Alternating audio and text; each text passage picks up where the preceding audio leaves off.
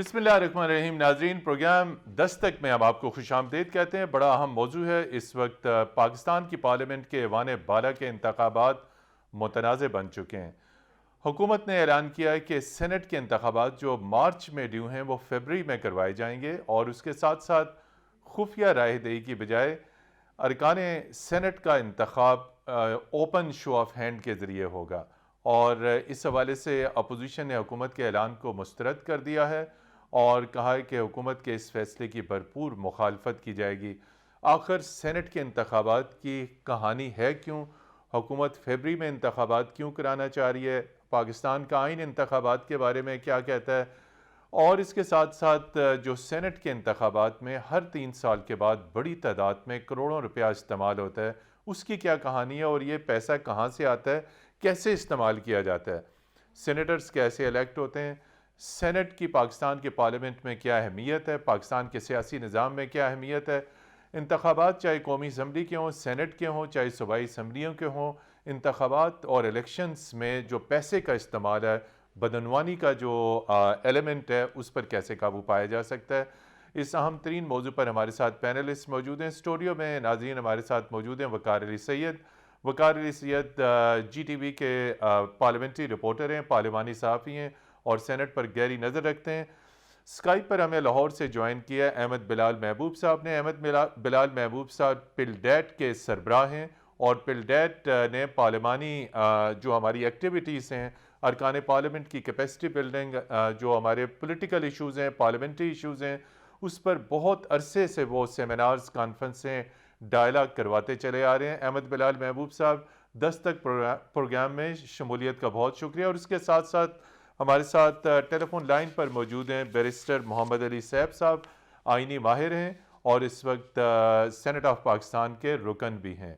जी, वकार अली सैयद से शुरू करते हैं। आखिर ये आइन के तहत सेनेट के इंतखाबात की क्या उसकी डेट क्या है? किस महीने में होने हैं? फरवरी में होते हैं या मार्च में होते हैं? जी बिल्कुल, बहुत शुक्रिया। पहले तो बात ये कि मतलब जो सेनेट के इंतखाबात हैं, इसमें दो चीज़ें, एक आइनी पाकिस्तान है और उसके साथ जो इलेक्शन एक्ट 2017 है, इसको लिंक करते हैं। तो इलेक्शन एक्ट में एक चीज़ वाज़ेह लिखी गई है कि जो जिस सीट, यानी जो डेट को सीट वैकेंट हो रही है, उसके 30 दिन के अंदर अंदर जो है वो इंतखाबात कराना लाजिम है। वो है अगर 11 मार्च। 11 मार्च यानी 12 मार्च को फिर चेयरमैन और डिप्टी चेयरमैन का इंतखाब होगा। तो उस लिहाज से अगर देखा जाए तो जो इंतखाबात है वो 10 फरवरी तक, यानी इसके दरमियान किसी भी डेट को कराए जा सकते हैं। अव्वल तो जब सेनेट इंतखाबात से मुतल्लिक जो खबरें आ रही थी, तो सबसे मुतनाज़ा चीज़ ये थी कि जी अपोजिशन और गवर्नमेंट का तनाज़ा था कि आया फरवरी में हो सकते हैं या नहीं हो सकते।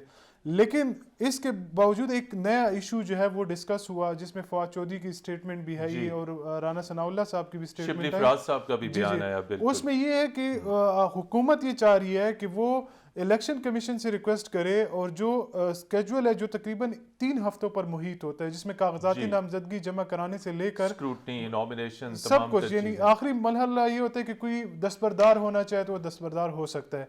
ये तकरीबन 3 हफ्तों का प्रोसेस होता है। तो हुकूमत की इस वक्त ये ख्वाहिश है कि हम ये तमाम प्रोसेस जो ये जनवरी में तय कर लें, और जो आइनी मुद्दत यानी 11 फरवरी के बाद जो शुरू होगी, 12, 13, 14 जो भी डेट होगी, उसमें हम जो है वो ये पोलिंग करवा देंगे। जी, अहमद बिलाल महबूब साहब हमारे साथ मौजूद हैं। अहमद बिलाल महबूब साहब, वज़ीर-ए-आज़म इमरान खान का कहना है कि सेनेट के इंतखाबात में करोड़ों और अरबों रुपया इस्तेमाल किया जाता रहा माजी में, और बुनियादी तौर पर इस मरतबा जो तरीक़ाकार में तब्दीली है, उसका मकसद यह है कि सेनेट के इंतखाबात में करप्शन को रोकना है।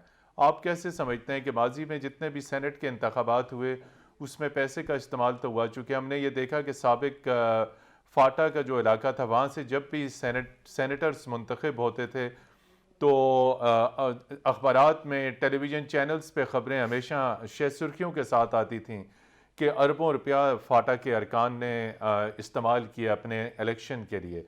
तो आप समझते हैं इस नए इक़दाम से इस मुबैना करप्शन को रोका जा सकेगा? बहुत शुक्रिया मतीन साहब। मैं समझता हूँ कि ये आपकी बात तो दुरुस्त है कि बहुत प्रोमिनेंटली ये खबरें आती हैं जब भी सेनेट के इलेक्शन होते हैं कि बहुत पैसा चला है, अरबों रुपए चले हैं, हॉर्स ट्रेडिंग हुई है और फलां ने फलां को पैसे दिए हैं। अलबत्ता कभी कोई चीज़ शहादतों के साथ, जिसे कहते हैं साबित करना, वो नहीं हुआ। शकूक व शुबात बहुत हैं और इल्ज़ामात भी बहुत हैं। जी। लेकिन मैं समझता हूँ कि महज़ब दुनिया का तो दस्तूर ये है कि जब तक कोई किसी के खिलाफ कोई चीज़ एविडेंस, साबित ना हो जाए, शहादत ना आए। उसको मुर्द इल्ज़ाम ठहराना, उसको मुजरिम करार दे देना दुरुस्त नहीं है। हो सकता है एक दो लोग इस तरह के कामों में मुलविस भी हों, लेकिन उसको इतना जनरलाइज कर देना कि हर आदमी पैसे लेके और पैसे दे के ये काम करता है, ये मेरे ख्याल में मुनासिब नहीं है। अगर इसी बुनियाद पे चीज़ों को अगर हम ओपन करना शुरू कर दें और जो कॉन्स्टिट्यूशन है उसकी बुनियादों को दुरुस्त करना, तब्दील करना शुरू कर दें, तो फिर तो कल को ये भी कहा जाएगा, आप इल्ज़ाम लगता है कि जो आम वोटर हैं, कोई बिरयानी की प्लेट के ऊपर वोट दे देता है और कोई अपनी गली पुख्ता करने के एवज वोट दे देता है, तो फिर इसका मतलब है कि आम इंतखाबात भी ओपनली होंगे। तो मेरे ख्याल में असूली तौर पे तो मैं इसके हक में नहीं हूँ। मैं समझता हूँ लेजिस्लेटर्स जो हैं वो कोई मशीन नहीं है, वो रोबोट नहीं है कि आप बटन दबाएं और उसके मुताबिक वो वोट दे दें। 4 चीज़ें लिखी हुई हैं हमारे कॉन्स्टिट्यूशन में कि वो पार्टी की डायरेक्शन के ऊपर चलने के पाबंद है। बाकी चीज़ों में उनको आज़ादी होनी चाहिए, आज़ादी है, कॉन्स्टिट्यूशन में मौजूद है, वो ज़रूरी नहीं है।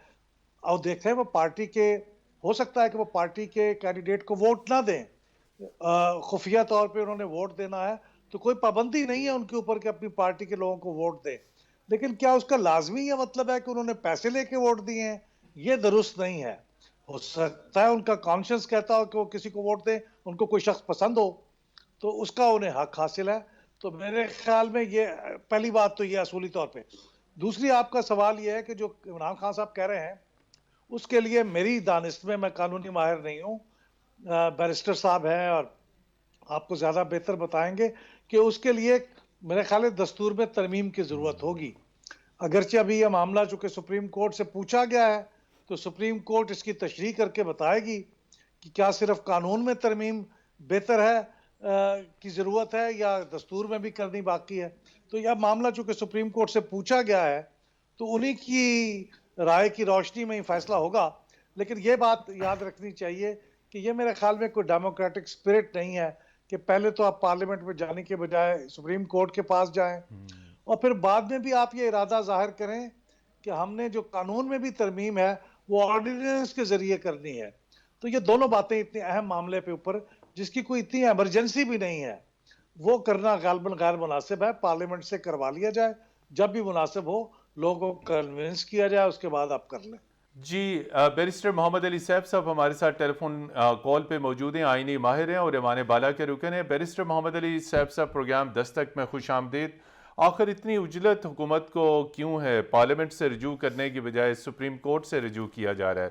तरीक़ाकार में तब्दीली के लिए आइनी तरमीम की ज़रूरत है और सुप्रीम कोर्ट से रजू करने के बजाय यही तरमीम अगर पार्लियामेंट में पेश की जाती तो आप क्या समझते हैं, ये ज़्यादा बेहतर नहीं था? देखें, जहाँ तक हुकूमती मौक़िफ़ का ताल्लुक है तो वो तो हुकूमत का कोई नुमाइंदा ही बेहतर अंदाज में दे सकता है। लेकिन बतौर एक कानून के और आइन के तालिब इल्म के मैं इतना कह सकता हूँ कि पार्लियामेंट को ही इस मसले का हल निकालना है। अगर तो कोई भी ऐसा फैसला किया जाता है कि इलेक्शन ऑफ सेनेट जो है उसको शो ऑफ हैंड्स के ज़रिए करवाया जाए, तो उसका इसके अलावा कोई और रास्ता नहीं है कि पहले तो आइन में तरमीम की जाए और उसके बाद इलेक्शन एक्ट 2017 में तरमीम की जाए। उसकी वजह बुनियादी तौर पर बड़ी वाज़ेह है कि आर्टिकल 226 जो आइन का है उसमें वाज़ेह तौर पे लिखा हुआ है कि सेनेट का इलेक्शन जो है वो सीक्रेट बैलेट के ज़रिए होगा। और उसी की रोशनी में जब 2017 का एक्ट बनाया गया तो आर्टिकल सेक्शन 122 सबसेक्शन 6 में ये वाज़ेह तौर पर लिख दिया गया था कि सेनेट का इलेक्शन इस लिहाज से सीक्रेट बैलेट के जरिए किया जाएगा। अब अगर कोई भी ऐसा फैसला किया जाता है कि इलेक्शन को शो ऑफ हैंड्स के जरिए किया जाए तो उसके अलावा कोई रास्ता नहीं है कि आप आईनी तरमीम भी करें और आप फिर आईनी तरमीम करेंगे तो तब आपका इलेक्शन एक्ट 2017 का जो मसला है ये हल हो जाएगा। लेकिन उसके लिए आपको 2/3 मेजॉरिटी चाहिए ना। उसके लिए मैं समझता हूँ कि इस वक्त सेनेट के इलेक्शन से पहले टाइम है और ना ही जो है वो इस वक्त माहौल, मुझे अपोजिशन और हुकूमत की जो आपस की लड़ाई है उसमें मुझे नहीं लगता कि मुनासिब टाइम है। जी, बहुत शुक्रिया। यहाँ पर लेते हैं एक ब्रेक के बाद नाजरीन आपकी खिदमत में फिर हाजिर होंगे, हमारे साथ रहिएगा।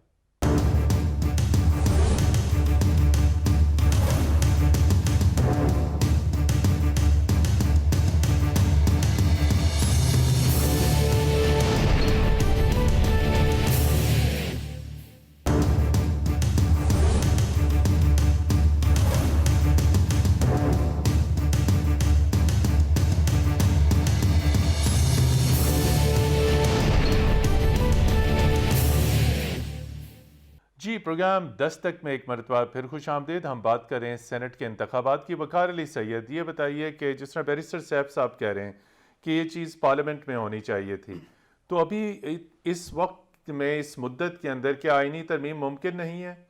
सबसे पहली जो चीज़ है वो ये कि इजलास कब बुलाए जाते हैं, क्योंकि इसके लिए इजलास। दूसरी बात ये कि नंबर गेम की बात करें तो अगर आप आईनी तरमीम कराने जाते हैं तो आपके पास जो है वो नंबर पूरे नहीं होते ना दोनों ऐवानों में, और खुसूसी सबसे ज़्यादा मुश्किल जो है वो आपको पेश आएगी यहाँ पर जो ऐवान बाला है वहाँ यहाँ पर, क्योंकि यहाँ पर जो है वो हुकूमत या उसके इत्तेहादियों की जो कुल तादाद है वो तकरीबन जो है वो 36 बनती है। तो ये मुमकिन होता हुआ नज़र नहीं आता, बल्कि मतीन साहब जिस तरह हम देखते हैं जो कवर करते हैं पॉलिटिकल इवेंट्स, तो सियासी जमातें कभी कभी कोई सियासी छक्का चौके लगाने की कोशिश करती है। और मेरे ख्याल में जो पीटीआई का मंशूर है उसमें ये चीज़ थी कि जी हम सेनेट में जो हार्स ट्रेडिंग है वो बैना तौर पे यानी जो हमेशा इल्ज़ामात लगाए जाते हैं उसको हम बंद करना, यानी ये इनके मंशूर का हिस्सा है। अगर देखा जाए इनके 5 साल टेन्योर का, तो उसमें अगला जो सेनेट इलेक्शन होगा उस वक्त एक नई गवर्नमेंट होगी, चाहे वो किसी भी जमात को जो है वो रिप्रेजेंट करती हो। तो मेरे ख्याल में एक सियासी चाल है जिसके तहत जो है, क्योंकि इन्होंने भी कल मैं और आप ही इनसे सवाल करेंगे कि जी आपके मंशूर में ये वाला नुक्ता भी था तो आप ये क्यों नहीं कर सके, तो ये हमें उस वक्त एक जवाब इनका ये भी होगा कि जी इसके लिए तो हम सुप्रीम कोर्ट भी हमने रजू किया था। लेकिन जिस तरह बैरिस्टर साहब जो है वो आइनी माहिर भी हैं और बहुत से अहम जो आइनी मामलात हैं उसमें सुप्रीम कोर्ट की मावनत भी करते रहते हैं, तो उसके जब वो भी ये बात कह रहे हैं और जितने भी कानूनदान है वो ये बात कह रहे हैं कि जी सुप्रीम कोर्ट जो है वो आइन के किसी आर्टिकल की तशरीह तो कर सकती है लेकिन उसमें अमेंडमेंट नहीं कर सकती, उसको टर्न डाउन नहीं कर सकती। उसका इख्तियार सिर्फ और सिर्फ जो है वो जो पार्लियामेंट है उनके पास है। अहमद बिलाल महबूब साहब, बड़े अरसे से आप पाकिस्तान की पार्लियामेंट के ऊपर नज़र रखे हुए, बल्कि प्रैक्टिकली बहुत सारा काम आपने किया, रिसर्च किया, एनालिसिस किया, अरकान पार्लियामेंट की कैपेसिटी की बिल्डिंग की है, कैपेसिटी बिल्डिंग की, और इसके साथ साथ मुतअद्दिद कवानीन और जो तरमीम थे उनके ऊपर आपने डायलॉग का एहतमाम किया। आप क्या समझते हैं कि हमारे सेनेट के इंतखाबात और सेनेट के अंदर इस्लाहात की ज़रूरत है? अगर वो उसकी ज़रूरत थी तो वो ये पहले काम क्यों नहीं कर लिया गया कि इस वक्त अब जब वक्त भी कम है और ऊपर से तनाज़ा भी इख्तियार कर गया ये सूरत हाल? देखिए, जो मौजूदा जिस इस्लाह की बात हो रही है मैं उसके बारे में तो मैं राय रखता हूँ कि इसकी ज़रूरत नहीं है। जी, ये तो सीक्रेट बैलेट के ज़रिए इंतखाब होना चाहिए जो और तरीक़ाकार जैसे ऑलरेडी माजी में मौजूद होता है, आया जो है। ऑलरेडी जी हाँ, तरीक़ाकार अगर मौजूद है उसी को अडॉप्ट किया जाना चाहिए। हाँ, अगर आपके पास आपको अपने एमपीएस पे या एमएनएस पे एतमाद नहीं है तो फिर पार्टियों को चाहिए कि टिकट देते वक्त कोई बेहतर लोगों का इंतखाब कर लें जो काबिल एतमाद हों। अगर आपको एतमाद भी नहीं है फिर भी आप उन्हें टिकट देते हैं और फिर आप कहते हैं कि वो ओपन वोट के ज़रिए वोट दें सबको दिखा के, तो ये अदम एतमाद अगर इस मामले में है कि वो सिर्फ वोट देते हुए ही आपको नज़र आ रहा है, तो बाकी जो लेजिस्लेशन कर रहे हैं उस बारे में तो इसका मतलब है कि वो बिल्कुल एतमाद नहीं किया जा सकता। तो ये एक बहुत अफसोसनाक सी इससे एक नतीजा है जो आप अखज़ करते हैं। तो मेरे ख्याल में इसकी कोई ज़रूरत नहीं है। बाकी इस्लाहात हैं बहुत सी ऐसी हमारे पार्लिमानी निज़ाम में, मिसाल के तौर से मैं आपको बताता हूँ कि लोग जब वोट देते हैं तो हमारे यहाँ एक सिस्टम राइज है वॉइस वोट का, पता ही नहीं चलता किसने किसको वोट दिया है।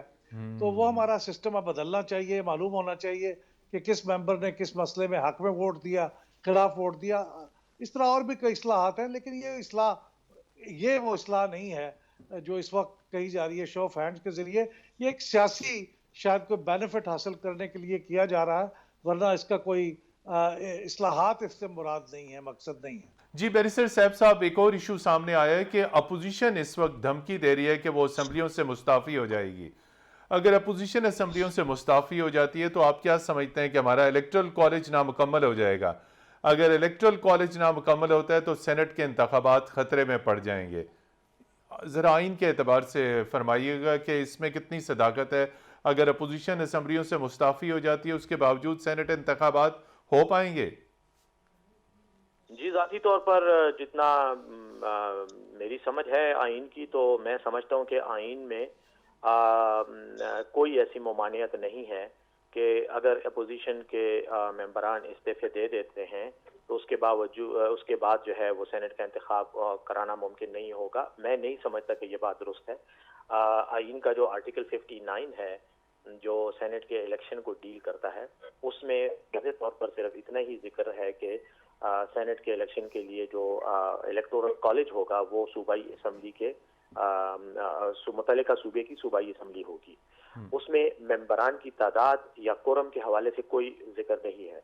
इससे यही नतीजा निकल सकता है और उसकी तशरीह यूं ही हो सकती है कि बेशक वहाँ पर चंद ही मेंबरान हो, बाकी मुस्तफ़ी हो जाएं, उसके बावजूद वही जो मेंबरान मौजूद होंगे वो सेनेटर्स को मुंतखब करने के लिए वोटिंग कर सकते हैं और जो भी सेनेटर्स मुंतखब होंगे वो validly properly elected legally elected senators होंगे। इसलिए इस्तीफा देना मैं समझता हूँ कि उससे कोई फर्क नहीं पड़ेगा। फर्क सिर्फ उस सूरत में पड़ेगा अगर हुकूमत किसी एक सूबे की सूबाई हुकूमत वज़ीर आला साहब जो हैं वो सूबाई असम्बली को डिसॉल्व कर दें। उस केस में चूंकि पूरी असम्बली ही तहलील हो जाएगी तो इलेक्टोरल कॉलेज ही डिसॉल्व हो जाएगा। उस सूरत में ये होगा कि उस सूबे के इलेक्शन जो है वो मुलतवी हो सकते हैं और जब दोबारा इलेक्शन होगा और सूबाई असम्बली वजूद में आ जाएगी तो वो असम्बली अपने मेंबरान को इलेक्ट कर सकती है। वकाल अली सैयद की तरफ बढ़ते हैं। वकाल अली सैयद, आप बड़े अरसे से पार्लियामेंट्री रिपोर्टिंग करते आ रहे हैं। अक्सर जब भी हम देखते हैं, लास्ट टाइम भी हमने देखा कि सेनेट इंतखाबात के ऊपर लास्ट टाइम भी बड़ी क़यास-आराइयाँ हुई कि जी सेनेट के इंतखाबात के लिए तमाम तर गेम खेली जा रही है। हर 3 बरस बाद सारा फोकस सेनेट के इलेक्शंस पे आता है और इस दफ़ा नई हुकूमत है और जारी बात है कि अगर सेनेट इंतखाबात होते हैं तो PTI की हुकूमत को ऐवान बाला में अक्सरियत मिलेगी। इससे पहले हमने देखा जब पीपल्स पार्टी की हुकूमत थी उस वक्त भी ये कहा जा रहा था कि पीपल्स पार्टी की हुकूमत को ऐवान बाला में अक्सरियत मिलने से रोकने के लिए गेम खेली जा रही है। सेनेट ऐवान कितना अहम है? ये गेम मैटर करती है किसकी अक्सरियत है नहीं है? देखिए, पहली बात तो ये कि ऐवान बाला इस वजह से भी एक मुहतरम इदारा है और एक बड़ा इदारा है कि उसकी वजह कि वहाँ पे इक्वल रिप्रेजेंटेशन है, चाहे वो इस्लामाबाद की हो चाहे वो चारों सूबों की है। पहले फाटा की भी थी लेकिन 25th अमेंडमेंट के बाद अब वो इंजमाम हो गया, माइनस हो रही है जी। यानी 4 उनके सेनेटर्स जो है वो अब रिटायर्ड हो जाएंगे, जो वापस नहीं आएंगे। लेकिन अहमियत किस वजह से कि एक तो ये कि आप कोई भी कानून पास करेंगे, सेनेट के बगैर आप कोई कानून पास नहीं कर सकते। दूसरी जो सर अहम चीज़ है वो ये है कि मौजूदा सूरत-ए-हाल की अगर हम बात करें तो वो ये बनती है कि अगर इस वक्त PTI को अक्सरियत मिल जाती है ऐवान बाला में तो आपने देखा होगा कि हर साल 2 दर्जन आर्डिनेंस जो है PTI की हुकूमत जारी करती है, फिर उसको बिल की शक्ल में जब वो लेके आती है तो उसको शदीद किस्म के मुश्किलात का सामना होता है। इवन के कई ऐसे आर्डिनेंस हैं जिनके खिलाफ करारदाद मंजूर हो जाए, यानी उसको नामंजूर करने की करारदादें आती हैं अपोजिशन उनको। बहुत सारे ऐसे मामलात हैं जिसमें हमने देखा भी, जिसमें सबसे बड़ी जो चीज़ है वो PMC का था, पाकिस्तान मेडिकल कमीशन का था कि वो बार बार सेनेट में आ भी रहा था लेकिन अपोजिशन उसका अपोज करी थी। बाद में जॉइंट सेशन में वो बिल पास कराना पड़ा गवर्नमेंट को। तो कोई भी हुकूमत होगी उसके लिए ऐवान बाला में अक्सरियत होना लाजमी है। उसकी वजह ये कि वो अपनी मर्जी की कानून साजी नहीं करवा सकती। जी, अहमद बिलाल महबूब साहब से अगला सवाल करने से पहले हम लेंगे एक ब्रेक और ब्रेक के बाद नाजरीन आपकी खिदमत में फिर हाजिर होंगे। हमारे साथ रहिएगा।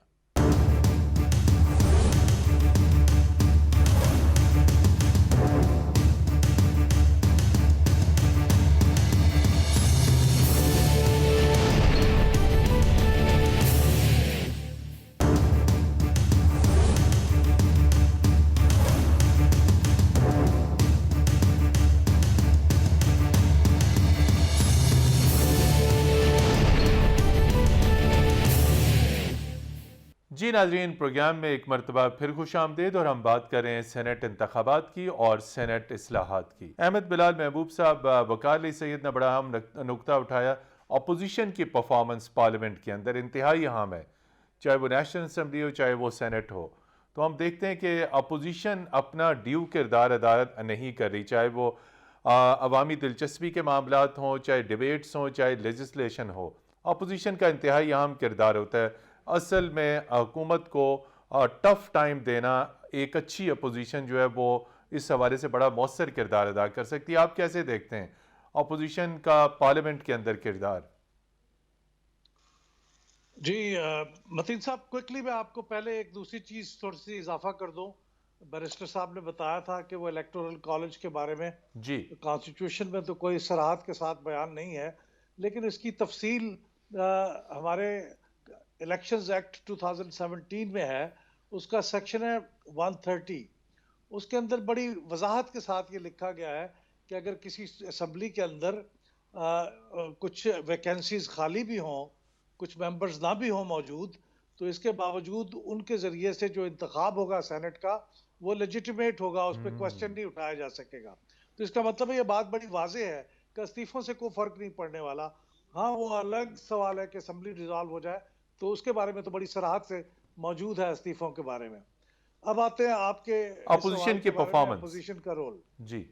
जी हाँ, अब जो अपोजिशन का जो रोल है, देखिए हमारे मुल्क में अगर जी। अपोजिशन और हुकूमत के वर्किंग रिलेशनशिप ऐसे हों कि दोनों पार्लियामेंट के अंदर मौजूद रह के अपना किरदार अदा कर सकें, तो ये तो बहुत आइडियल बात है और होना ऐसे ही चाहिए। लेकिन सूरत हाल ये होती है कि अपोजिशन और हुकूमत के दरमियान जो लड़ाई है, वो जो मुखालफत है, वो इस दर्जा पहुंच जाती है कि अपोजिशन अब ये समझती है कि हुकूमत के साथ मामला करने के लिए, मुकाबला करने के लिए उनको बाइकआउट करना पड़ेगा, असम्बली से बाहर जाना पड़ेगा, असम्बली के अंदर एजिटेशन करना पड़ेगा, यानी असम्बली की कार्रवाई में रखना डालना पड़ेगा। तो बदकिस्मती से इस वक्त दोनों के दरमियान जो ताल्लुकात हैं, वो इस नहज पे आ गए हैं कि अब वो पार्लियामेंट के अंदर बैठ के तो कोई किरदार अदा नहीं कर सकते।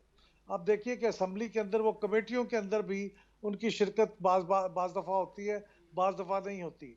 सूबाई असम्बलियों में भी सूरत हाल इससे भी बुरी है।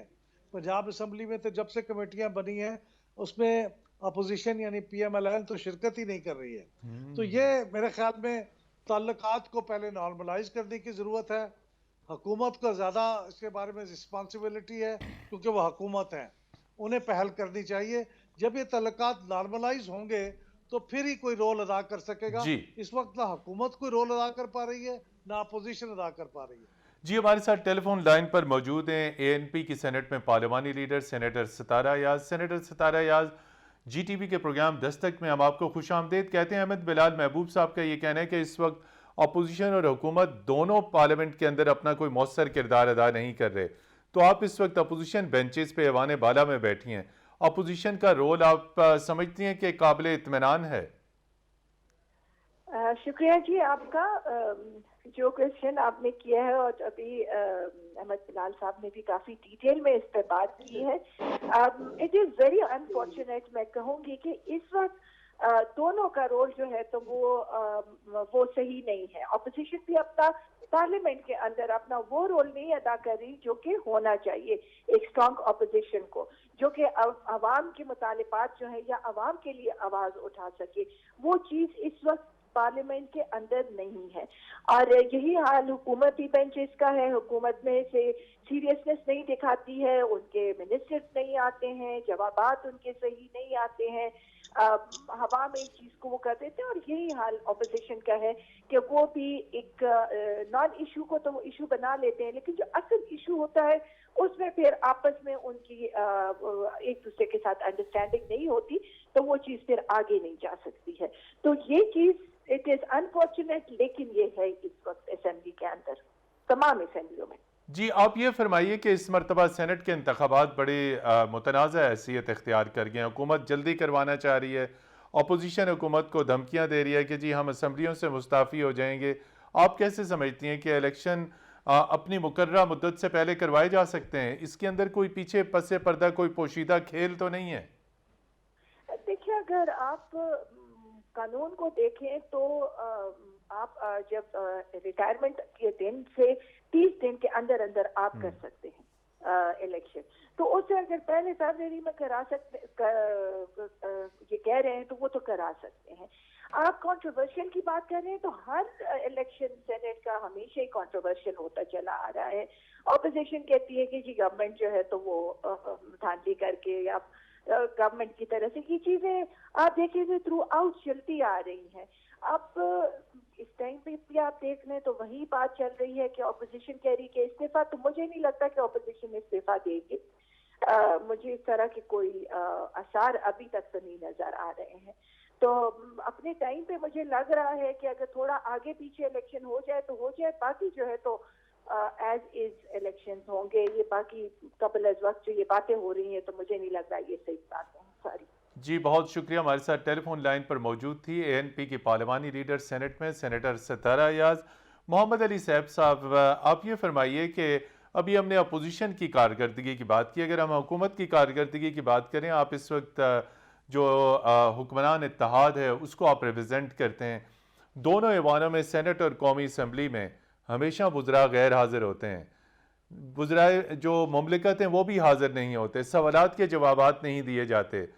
तो इससे बेहतर है कि निज़ाम में कोई और निज़ाम आप समझते हैं कि वो इसका मुतबादिल हो सकता है कि जब सिटिंग गवर्नमेंट ही पार्लियामेंट को अहमियत नहीं देती, वुज़रा के लिए अक्सर रोज़ वार्निंग्स आ रही होती हैं, और सबसे ज़्यादा इशू ये सेनेट के अंदर आता है। अक्सर आप देखते हैं कि वुज़रा एब्सेंट होते हैं, चेयरमैन सेनेट वार्निंग दे रहे होते हैं, वुज़रा गायब हैं। आप कैसे देखते हैं इस हुकूमत की अदम दिलचस्पी ऐवान बाला में? देखें, जहाँ तक इस बात का ताल्लुक है वज़रा की गैर हाज़िरी का, तो आपने फरमाया कि हमेशा गैर हाज़िर होते हैं। मैं समझता हूँ कि ये शायद हमेशा का लफ्ज़ जो है ये दुरुस्त नहीं इस्तेमाल किया गया।